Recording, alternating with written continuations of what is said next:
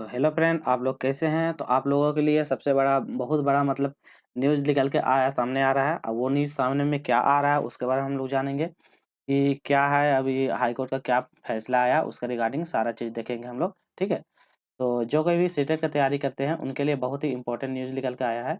तो चलिए जानेंगे कि उसके बारे में क्या है और क्या न्यूज़ आया, हाई कोर्ट ने क्या आदेश दिया और जो सीटेट नहीं है, शिक्षक नहीं है, तो उनका फिर क्या होगा, वो सारा चीज़ देखेंगे। जो सीटेट पास नहीं है और जो मान लीजिए इस बार सीटेट दे रहे हैं उनके लिए क्या अपडेट आया, इसके रिगार्डिंग सारा सारा अपडेट देखेंगे।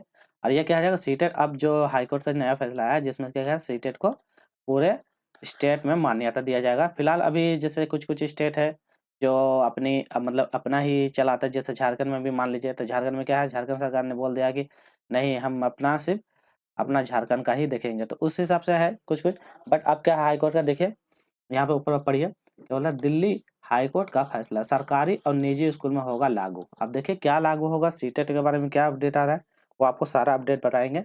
देखते हैं उसमें क्या, और हम देखेंगे कि ये न्यूज़ में मतलब और क्या-क्या है, आपको क्या मतलब इस सीटेट के द्वारा क्या-क्या संशोधन किया जाएगा, या ये सीटेट को कितनी मतलब सतर्कता से या कितनी दृढ़तापूर्वक से उसको लेता है कि क्या नहीं करेगा। तो ये देखिए ऑफिशियल मतलब ये क्या मतलब कि न्यूज़ में दिया गया था ये, ठीक है? और वो भी हिंदुस्तान मतलब कि वाला न्यूज़ में दिया था, तो उसमें ऐसा ही नहीं कि छोटा-मोटा है।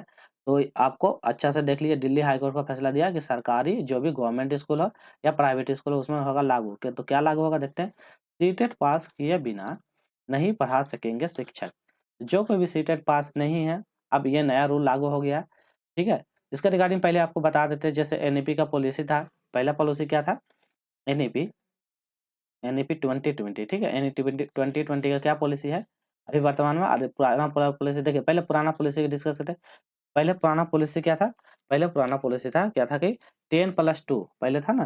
पुराना पॉलिसी 10+2 था, ये वाला पॉलिसी चलता था, जिसमें से क्या कहता है, ये वाला शिक्षा 2 साल का इस शिक्षा प्रणाली वाले ये पूर्ण से होता है। तो अब का नया जो शिक्षा प्रणाली है, अब क्या-क्या कहता है, एनईपी जो 2020 में क्या कहते हैं, आपको इसको बदल के क्या कहते हैं, 5+3+3+4 ये वाला पॉलिसी ला दिया। तो और ये वाला पॉलिसी क्या है? तो ये वाला पॉलिसी में बताया गया है कि जो पहले की जो शिक्षा नीति थी उसको संशोधित करके आप ये वाला पॉलिसी चलेगा, ठीक है?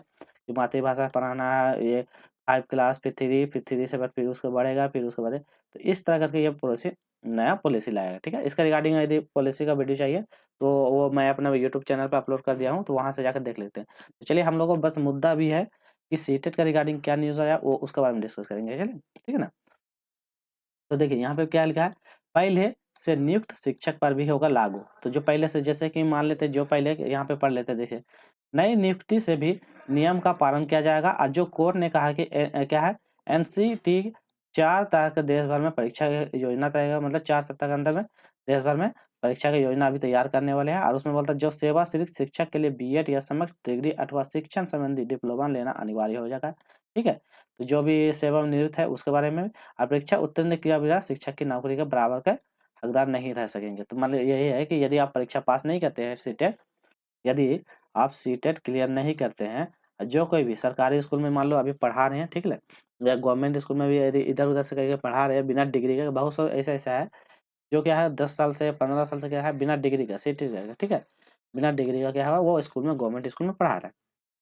तो अब सरकार ने नया रूल लागू किया है, हाईकोर्ट के द्वारा आदेश दिया गया है कि आप क्या कहते हैं, जितने भी हैं उन लोगों को अब टाइम दिया जाएगा, और वो बोले हैं कि 4 सप्ताह के अंदर उसके बाद मतलब कि 4 सप्ताह के अंदर क्या करना है, उसको रिपोर्ट जारी करना है कि कब कैसे एग्जाम किया जाएगा, उसके रिगार्डिंग सारा चीज़ मामला दिया जाएगा। तो यही है कि मान लो जो प्राइवेट स्कूल में है उन लोगों को भी अब क्या करना है, आपको सीटेट कोई भी हाल में पास करना ज़रूरी है, ठीक है? दूसरा देखिए, दूसरा न्यूज़ क्या निकल के आता है, अभी और डिस्कस करेंगे। सीटेट पास किए बिना नहीं पढ़ा सकेंगे शिक्षक। अब सीटेट पास किए बिना क्यों नहीं पढ़ा सकते हैं? चलिए देखते हैं। यहाँ देखते हैं क्या बोला है। दिल्ली हाई कोर्ट का फैसला है कि सरकारी और निजी स्कूल पर होगा लागू। तो जितना भी गवर्नमेंट और सरकारी स्कूल, तो चलिए थोड़ा पढ़ लेते हैं। बिना कोई दक्षता परीक्षा, ठीक है, तो निजी और सरकारी स्कूल में पढ़ा रहे देश के शिक्षक के लिए अब केंद्र शिक्षा परिषद सीटेट को पास करना जरूरी है, ठीक है?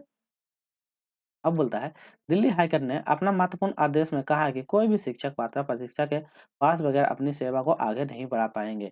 जो कोई भी आप पढ़ा रहे हैं स्कूल में, वो आप लोग मतलब रेडी हो जाइए। आप लोगों को क्या कहता है, इस बार जो अभी एग्जाम होने वाला है जुलाई 22 मतलब 2025 में, ठीक है? जुलाई का जुलाई का 20 में आप उसके लिए आप एलिजिबल हो जाइए। आप मतलब एलिजिबल तो आप ऑलरेडी है, बट आप क्या करें उसके लिए तैयारी कर लीजिए, क्योंकि आपका एग्ज़ाम आपको एग्ज़ाम देना ही पड़ेगा, ठीक है। हाई कोर्ट ने क्या दिया है, नई नियुक्ति के नियम के पालन करना जरूरी है, ठीक है।